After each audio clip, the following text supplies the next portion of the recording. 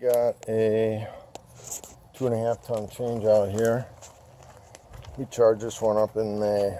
R22. It's, who knows, how old is it? 93. So yeah, it's had a good run. No sense in throwing money at something this old to fix a leak. So it's a flush job. R22.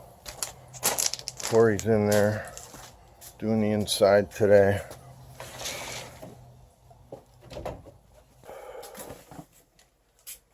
He just got his chimney out, his gas out of the way. And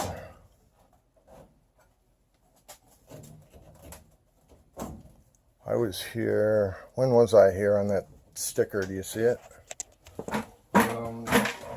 13th of April. So 6 months ago, 4, 5 months ago, not even 3 months ago. Seems longer than that.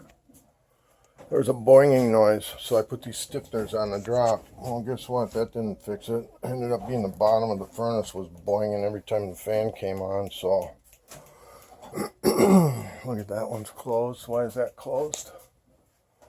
First floor, second floor.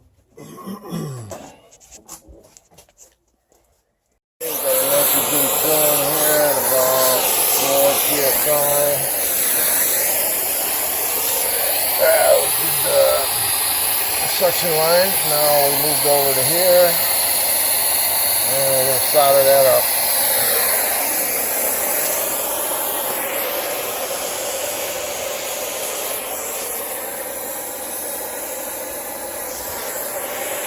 Corey's all buttoned up here. You can just caulk that seam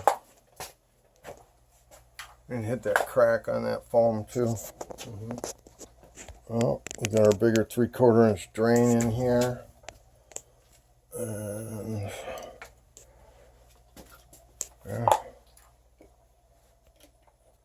mint.